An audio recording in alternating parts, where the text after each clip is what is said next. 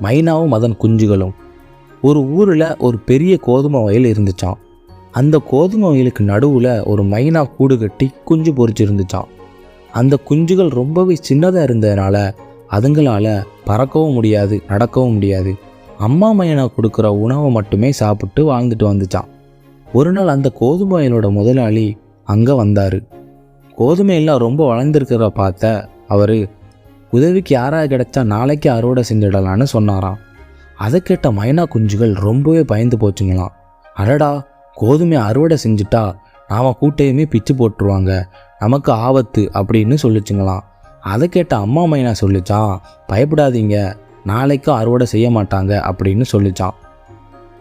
அது மாதிரியே மறுநாள் அந்த விவசாயி அறுவடை செய்யவே இல்லை. கொஞ்ச நாளைக்கு அப்புறமா அந்த விவசாயி பக்கத்து ஊரில் இருந்து வேலை ஆட்களை வர வச்சு நாளைக்கு அறுவடை செய்யலாம் அப்படின்னு சொன்னாராம்.